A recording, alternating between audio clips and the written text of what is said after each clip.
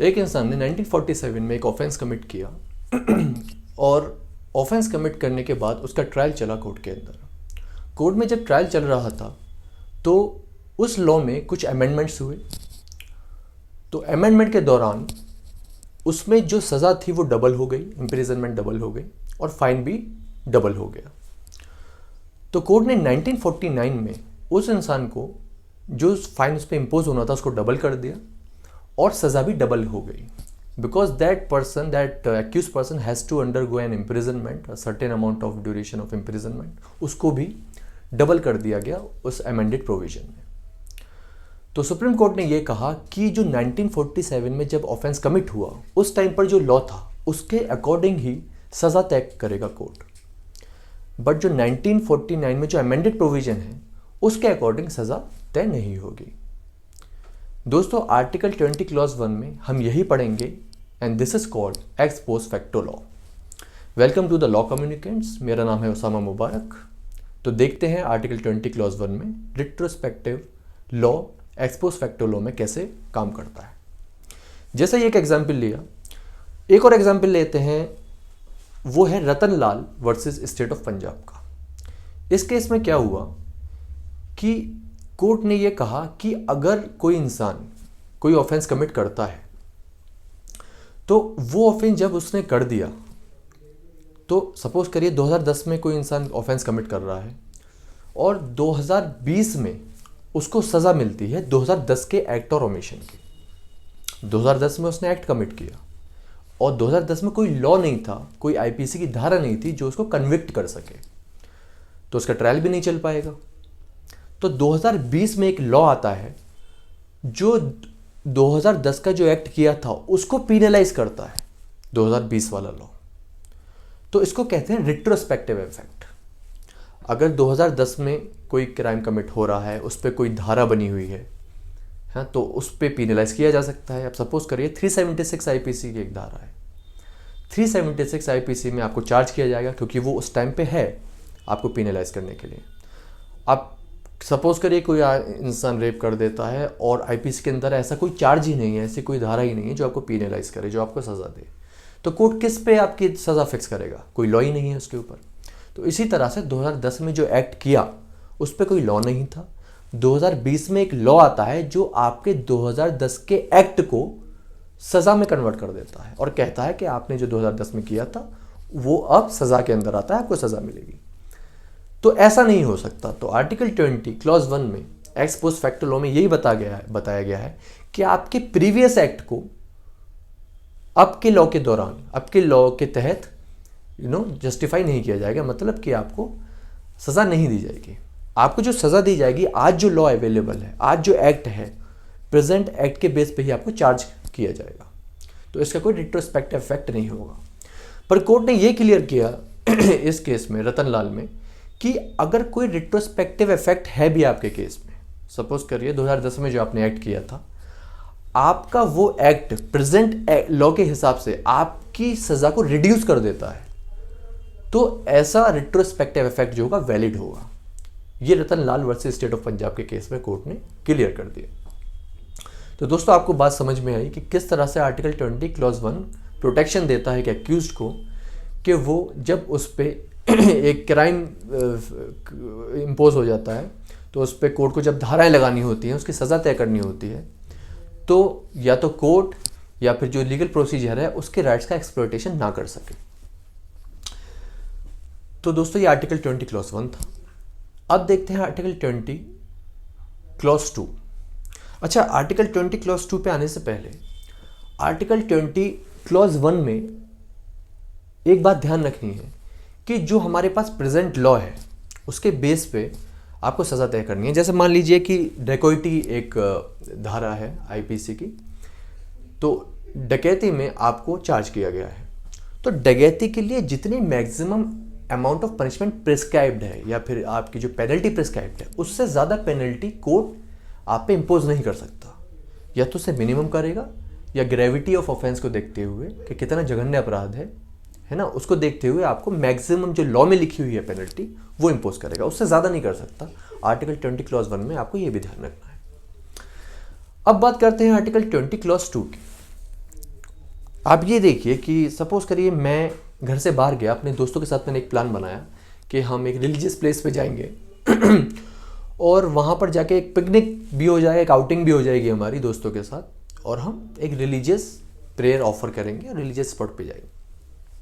आपने देखा होगा कैसे रिमोट एरियाज़ में, हाँ, एक ग्रीनरी वाला इफेक्ट होता है, एक अलग सा इफेक्ट होता है, एक ऑक्सीजन प्योर सी होती है वहाँ पे। तो प्लान बन जाता है दोस्तों के साथ होम टाउन में कि जाओ और थोड़ा सा एक आउटिंग सी हो जाए, पिकनिक स्पॉट सा हो जाए। तो हमने अपनी कार उठाई, दोस्तों के साथ चले गए। दोस्तों के साथ जब हम गए तो हमारी कार का हो गया एक्सीडेंट, और हमारी गलती से ही हुआ। तो हम कार लेके वहाँ से भाग गए। जब कार लेके भागे तो किसी इंसान ने, जो हमारे पापा का दोस्त था, उसने हमारे घर पे बता दिया कि भाई ऐसे ऐसे आपके लड़के ने ऐसे एक्सीडेंट किया है और वो भाग गया, ही एस्केप्ड अवे। तो आप घर पे आए, आपके पापा ने आपको डांट लगाई, ही स्कोल्डेड यू इंटेंसली, और ये कहा कि तुम्हारी 1 महीने की पॉकेट मनी हम बंद कर रहे हैं एज अ पनिशमेंट। 4-5 दिन गुजर जाते हैं, उसके बाद फिर से कोई दूसरा आदमी आता है जिसने वो ऑफेंस होते हुए देखा होता है, वो एक्सीडेंट होते हुए देखा होता है, और वो सेम एक्सीडेंट को फिर से रिपोर्ट करता है आपके पापा को और कहता है कि जो है आपके लड़के ने एक्सीडेंट कर दिया। तो पापा को लगता है उसने दोबारा एक्सीडेंट कर दिया कोई, पर वो इंसान वही एक्सीडेंट की बात कर रहा है जो पहला एक एक्सीडेंट हुआ था, जिसके लिए पनिशमेंट भी मिल चुकी है। तो पापा फिर और कहते हैं 1 महीने की पॉकेट मनी नहीं, अब तो 6 महीने की पॉकेट मनी आपकी बंद कर देंगे, और आपने बहुत मतलब ना पढ़ाई करनी है ना लिखाई करनी है, बस इन चीज़ों में रहना है, दोस्त आवारागर्दी करनी है। तो आपकी एक और पनिशमेंट मिल गई आपको 6 महीने की। तो अभी जस्टिफाइड नहीं है। जस्टिफाइड कैसे नहीं है? जब एक बार पापा ने पनिशमेंट दे दी, क्योंकि पापा की नॉलेज में तो यही था ना कि एक बार जो मैंने पनिशमेंट दी है वो उस एक्सीडेंट की दी है, अब इसने दोबारा एक्सीडेंट कर दिया, तो ये दोबारा जो एक्सीडेंट हुआ है तो फिर इसकी जो पनिशमेंट डबल होनी चाहिए कि इसने दोबारा गलती कैसे करी। पर असल में हुआ क्या था, वो एक ही एक्सीडेंट था, उसको 2-2 बार रिपीटेडली रिपोर्ट कर दिया 2 लोगों ने। तो ऐसा नहीं होना चाहिए। यही चीज़ हम आर्टिकल 20 क्लॉज 2 में पढ़ेंगे, जो बात करता है डबल जियोपार्डी, और ये कहता है कि अगर आपने एक बार ऑफेंस किया है तो आपको एक बार ही सज़ा मिलेगी, आपको 2 बार एक ऑफेंस के लिए सज़ा नहीं मिल सकती। You can not be penalized or charged for an offense committed once. You cannot be vexed twice more than once for an offense.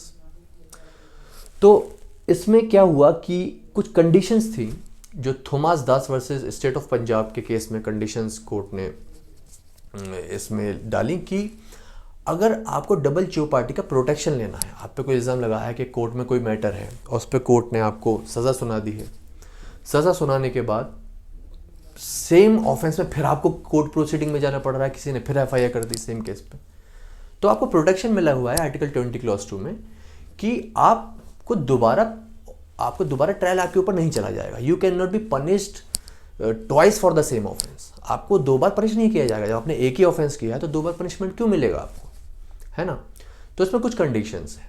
आपको आर्टिकल 20 क्लॉज 2 का प्रोटेक्शन लेने के लिए पहली कंडीशन यह है कि you must be charge of an offence. आपको एक ऑफेंस में चार्ज किया गया हो और उस ऑफेंस पे आपका प्रोसिक्यूशन कोर्ट के अंदर चल रहा हो, दूसरी कंडीशन ये है। और तीसरी कंडीशन ये है कि आपको पनिशमेंट मिल गई हो। ये 3 कंडीशन है, मैं फिर रिपीट कर रहा हूँ कि you must be charge for an offence, आप पे चार्ज लग गया हो, आपका कोर्ट के अंदर ट्रायल चल रहा हो, मतलब prosecution is in progress trial में, और तीसरा आपके अगेंस्ट जजमेंट आ गया हो, आपको पनिशमेंट मिल गई हो, हाँ, आप कन्विक्टेड हो गए हो, तो आप आर्टिकल 20 क्लॉज 2 का प्रोटेक्शन ले सकते हैं। दोबारा सेम केस के लिए, सेम ऑफेंस के लिए दोबारा कोई एफआईआर करेगा, दोबारा ट्रायल चलेगा, तो आप कोर्ट से कहेंगे कि सर मुझे एक बार सज़ा मिल गई है, मुझे दोबारा ट्राई किया जा रहा है, तो कृपया ये प्रोसीडिंग सेकंड वाली मेरे अगेंस्ट स्टॉप कर दी जाए।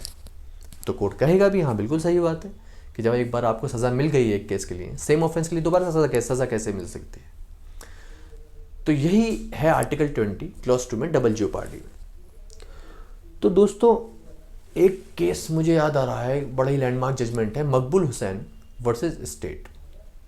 इसमें क्या हुआ, एक इंसान फॉरेन से बहुत सारा गोल्ड लेकर आ रहा था और बहुत ज़्यादा अमाउंट में गोल्ड लेकर आ रहा था। तो वहाँ की जो कस्टम अथॉरिटीज़ थी, कस्टम अथॉरिटीज़ ने कस्टम अथॉरिटीज़ एक्ट के अंदर उसका सारा गोल्ड जब्त कर लिया, सारा गोल्ड सीज कर लिया। अब जब सारा गुड सीज कर लिया तो एक तरीके से उसको सज़ा मिल गई कि भाई उसने वायलेशन किया लॉ का, तो उसका गुड जब्त कर लिया गया। पर उस इंसान के ऊपर फर्दर कार्रवाई किस रेगुलेशन के तहत हुई? फॉरेन एक्सचेंज रेगुलेशन एक्ट के तहत उस पर दोबारा कार्रवाई हुई कि आपको सज़ा मिलेगी, आपने ऐसा किया। तो उस इंसान ने ये कहा कोर्ट से कि सर, जब मुझे कस्टम अथॉरिटीज़ एक्ट में एक बार सज़ा मिल गई, मेरा गोल्ड जब्त कर लिया गया, तो फिर फेरा के अंदर, फॉरेन एक्सचेंज रेगुलेशन एक्ट के अंदर मुझे फिर दोबारा से पीनलाइज क्यों किया जा रहा है? तो सुप्रीम कोर्ट ने इस पर एक बहुत अच्छी रीजनिंग दी। सुप्रीम कोर्ट ने कहा कि जो जुडिशियल अथॉरिटीज़ हैं, अगर वो आपके ऊपर ये तय कर रही हैं कि आपने कुछ गलत किया, आपको स्टॉप कर रही हैं, तब तो आप आर्टिकल 20 क्लॉज 2 का प्रोटेक्शन ले सकते हैं। पर कोई डिपार्टमेंटल प्रोसीडिंग है या कोई डिपार्टमेंट है जो उसने आपको किसी लॉ के तहत रोका है, तो आप आर्टिकल 20 क्लॉज 2 का प्रोटेक्शन नहीं ले सकते। तो ये मकबूल हुसैन वर्सेस स्टेट के केस में क्लियर कर दिया कोर्ट ने। It should be the judicial authorities who has pronounced an judgement against you, और दोबारा जब आपको सेम चीज़ के लिए पेनलाइज किया जा रहा है तो आप प्रोटेक्शन ले सकते हैं। अदरवाइज कोई डिपार्टमेंटल प्रोसीडिंग है या अदर देन कोर्ट कोई आपको लिटिगेट कर रहा है या एडजुडिकेट कर रहा है, तो आप प्रोटेक्शन नहीं ले सकते। आर्टिकल 20 क्लॉज 2 में डबल जेओपार्डी है, तो अल्टीमेटली यही है कि आपको एक ऑफेंस के लिए एक बार ही सज़ा मिलेगी, 2 बार सज़ा नहीं मिल सकती। इसमें हमने कंडीशंस भी डिस्कस कर ली विद केस लॉज। दोस्तों, आर्टिकल 20 क्लॉज 3 पे चलने से पहले मैं आपसे एक अपील करूंगा कि आप चैनल को लाइक शेयर सब्सक्राइब ज़रूर कर दिया करिए। हमें मोटिवेशन मिलता है और हमें ये अच्छा लगता है कि हम कुछ मेहनत करते हैं तो आपको फ़ायदा मिलता है, उसका आपको नॉलेज मिलती है, और हमें भी मोटिवेशन मिलता है कि हम ज़्यादा से ज़्यादा वीडियो बनाएं और आप तक एक अच्छा प्रोडक्टिव लीगल नॉलेज का ज्ञान पहुँचाएँ। तो दोस्तों, please like and share and subscribe. और कोई भी आपके डाउट हुआ करें तो उसको पूछ लिया करिए, हेजिटेट नहीं हुआ करिए। आप उसको कमेंट बॉक्स में डालिए, जितने भी सोशल मीडिया हैंडल्स हैं उस पर आप डाल दिया कीजिए। हम 24 आवर्स में उसका रिवर्ट करेंगे, आपकी जो क्वेरी होगी, जो डाउट्स होंगे विद रेस्पेक्ट टू एनीथिंग, उसको क्लियर कर दिया करेंगे। तो चलिए आर्टिकल 20 क्लॉज 3 पे वापस आते हैं। आर्टिकल 20 क्लॉज 3 बात करता है सेल्फ इंक्रिमिनेशन की। अब सेल्फ इंक्रिमिनेशन क्या है? सेल्फ इंक्रिमिनेशन ये है कि you have the right to protect yourself against testification, यानी कि आप कुछ ऐसा कुछ ना बोल दें कि आप क्या बोली हुई चीज़ आपके ही अगेंस्ट एज एविडेंस काम करने लगे। आप अपने आप को सेल्फ इंक्रिमिनेट ना कर दें, आप सेल्फ हार्मिंग स्टेटमेंट अपने आप के लिए ना बोलते हैं जो कोर्ट के अंदर आपके अगेंस्ट यूज हो जाए। तो ये राइट प्रोटेक्शन का आर्टिकल 20 क्लॉज 3 में आपको मिला हुआ है। तो सेल्फ इंक्रिमिनेशन का जो राइट है, सेल्फ इंक्रिमिनेशन का जो राइट प्रोटेक्शन का है, उसके लिए 3 कंडीशन होना ज़रूरी है, तभी आप उस प्रोटेक्शन को क्लेम कर सकते हैं। 3 कंडीशन क्या है? 3 कंडीशन यही है कि पहले तो आपके पास चार्ज लगा हुआ हो कि you are charge of an offence, आप पे एक धारा लगी हुई है, आप पे ट्रायल चलना है, and you are compelled by police to give a statement to be a witness in that offence. कि पुलिस आपको कंपेल करती है, मजबूर करती है कि आप ये बयान दें या फिर आप विटनेस बने अपने ही केस में, अपने ही अगेंस्ट, तो आपको कंपेल किया गया हो, ये दूसरी कंडीशन है। तीसरी कंडीशन ये है कि आप जो है सेल्फ इंक्रिमिनेट अपने आप को कर रहे हैं, पर आप जो है कुछ ऐसा सेल्फ हार्मिंग कुछ स्टेटमेंट ऐसा ना देते हैं जो आपके अगेंस्ट काम करे, है ना। तो आपको उसको देने से बचना है। तो ये कंडीशंस हैं जो सेल्फ इंक्रिमिनेशन के लिए आपको प्रोटेक्ट करेंगे, ये होना ज़रूरी है।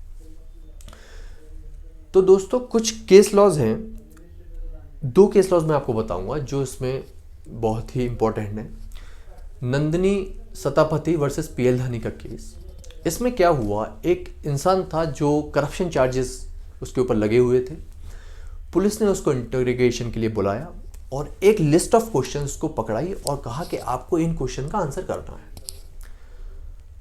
और पुलिस के पास ये पावर भी है। आप section 179 of Indian penal code जब पढ़ेंगे तो उसमें लिखा हुआ है साफ साफ कि पब्लिक सर्वेंट जब आपसे कोई कुछ चीज़ पूछेगा, then you can't refuse to answer that particular question asked by police servant.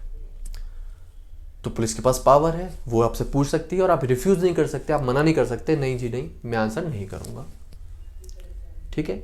पर जो एक्यूज के फेवर में एक आर्टिकल 20 क्लॉज 3 दिया हुआ है वो ये कहता है कि आपको पुलिस मजबूर नहीं कर सकती कि आप अपने खिलाफ कोई बयान दें। आप मना भी कर सकते हैं। अगर कोई क्वेश्चन पुलिस पूछ रही है आपसे, आप कह सकते हैं कि मैं इसका आंसर नहीं करना चाहता, पहले मैं अपने लॉयर से मिलूंगा, उससे लीगलिटीज़ डिस्कस करूंगा, क्या मुझे आंसर करना चाहिए पुलिस का, नहीं करना चाहिए, क्या पता चला कि मैंने अपने आप को एक्सपोज कर दिया एक क्रिमिनल प्रोसीडिंग में, मेरे स्टेटमेंट को एक एविडेंस बना के पेश किया गया, तो I can refuse to answer and I can take the defence of article 20 clause 3।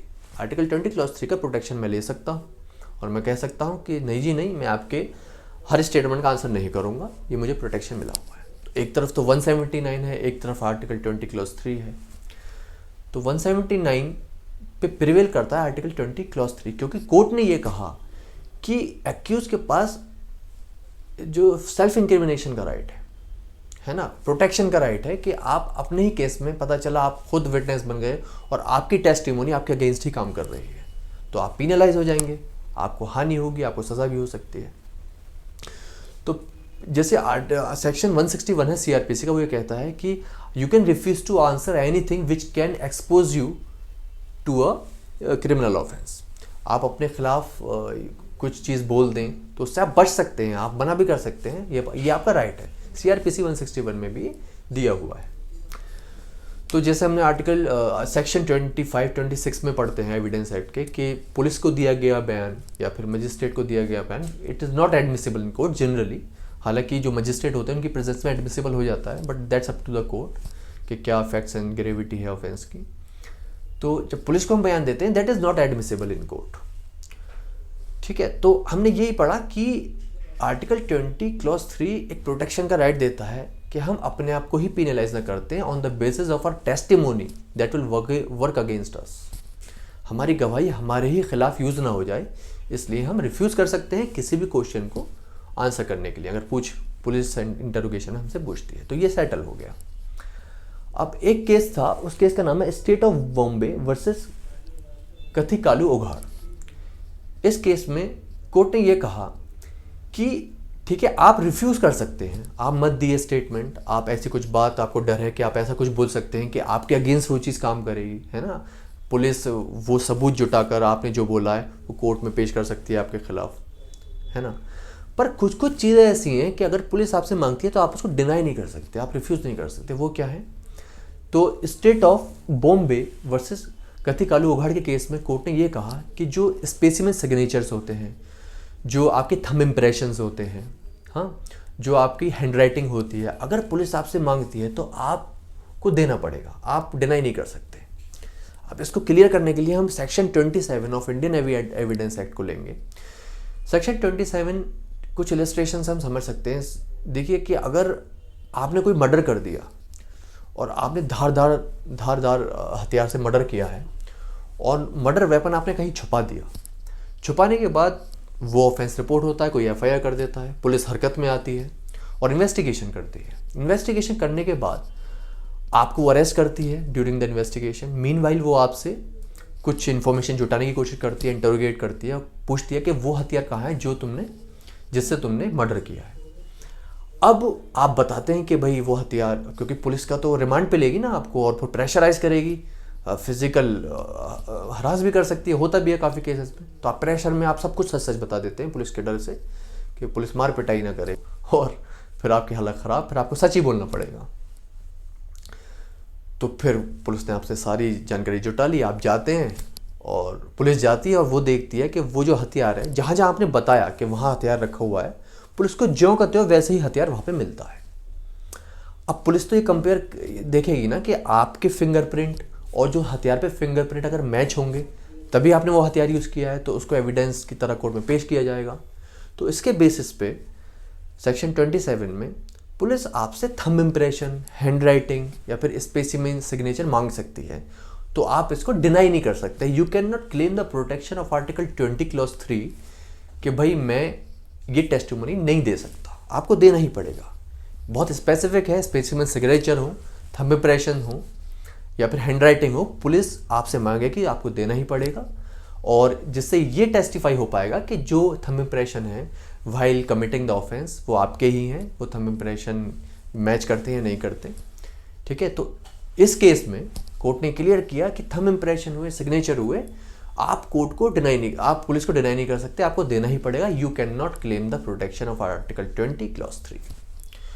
तो दोस्तों इस जो हमारा आर्टिकल 20 है बेसिकली होल सोल एक प्रोटेक्शन की बात करता है। देखा किस तरह से आपने आर्टिकल 20 क्लॉज 1 में प्रोटेक्शन मिला हुआ है, हाँ, एक्सपोज फैक्टो लॉ का प्रोटेक्शन है लॉ के अगेंस्ट। 20 क्लॉज 2 में डबल जियो पार्टी कहा है कि भाई जब 2 बार ऑफेंस आपने किया ही नहीं है, आपने एक बार किया तो एक बार ही सज़ा मिले, दोबारा क्यों आपको सज़ा मिलेगी, उसका प्रोटेक्शन आपको मिल सकता है। 20 क्लॉज 3 में हमने देख लिया कि सेल्फ इंक्रिमिनेशन से भी प्रोटेक्शन आप ले सकते हैं। आप अपने अगेंस्ट कुछ ऐसा ना बोल दें जो आपके against as a testimony, as a witness or as an evidence court में पेश हो सके, उससे भी आप बचने का प्रावधान 20 क्लॉज 3 के अंदर है। जिसका एक्सेप्शन हमने ये देख लिया थंब इम्प्रेशन वाला।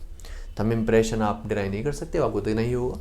उससे ही आपको मतलब पुलिस को ये क्लियरिटी आएगी कि एक्चुअली किया किसने है, क्योंकि पुलिस को भी तो अपना काम करना है, उसको भी तो एक ट्रांसपेरेंसी चाहिए कि ये किया किसने है। तो ये साइंटिफिक एविडेंस है, इंडियन एविडेंस में एक साइंटिफिक एविडेंस है आपका थंब इम्प्रेशन, जो एक वेपन के ऊपर आपका होगा, उसको मैच करने के बाद आप कन्विक्टेड भी हो जाएंगे। तो इस तरह से ये आर्टिकल था। तो दोस्तों आपको ये आर्टिकल समझ में आया हो, पसंद आया तो लाइक शेयर सब्सक्राइब करें, वीडियो को ज़्यादा से ज़्यादा शेयर करें। और नेक्स्ट वीडियो में हम article 21 that is right to life discuss करने वाले हैं। बहुत ही इंटरेस्टिंग आर्टिकल है और बहुत मज़ा आएगा उसको डिस्कस करते टाइम। तो खुश रहिए और ज़्यादा से ज़्यादा शेयर करिए, लाइक करिए, सब्सक्राइब करिए। धन्यवाद।